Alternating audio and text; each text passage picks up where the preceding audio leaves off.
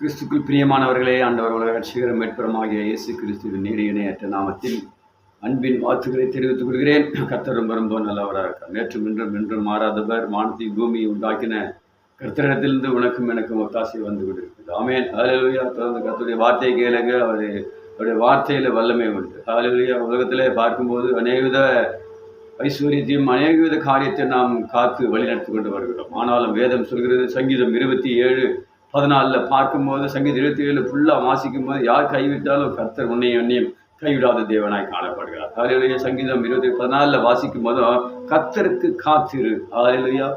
எந்த சூழ்நிலையிலும் நாம் கர்த்தருக்காக நாம் காத்திருக்க வேண்டும். எப்போது நினைவோடு கூட நாம் எப்போதும் இயேசுவை நாம் நினைத்து கொண்டு அவருக்காக நாம் காத்திருக்கும் போது அவர் உன் இருதயத்தை ஸ்திரப்படுத்துவார். ஹல்லேலூயா. மிகவும் மோசமான நிலைமையில போய்கொண்டிருக்கிற இந்த காலகட்டத்தில் அநேக வித காரியத்தை நாம் காத்து வழிநடத்தி கொண்டு வருகிறோம். ஆனாலும் பாருங்க, அவருடைய வார்த்தையை நாம் காத்திருக்க வேண்டும். அவருடைய வருகைக்கு காத்திருக்க வேண்டும். அவருடைய வசனத்தில் என்ன சொல்கிறது, அவருடைய ஆசீர்வாதத்திற்காக நாம் காத்திருக்கும் போது கர்த்தர் நம் இருதயத்தை ஸ்திரப்படுத்துவார்.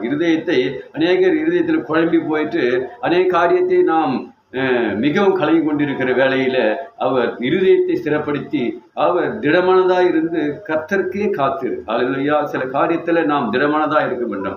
மிகவும் லகுவான லேசான காரியத்தை நாம் தேவன் செய்கிறார். இந்த நாட்களில் பார்க்கும்போது கர்த்தருக்கு காத்திரு, அவர் நம் இருதயத்தை ஸ்திரப்படுத்துகிற தேவனாய் காணப்படுகிறார்.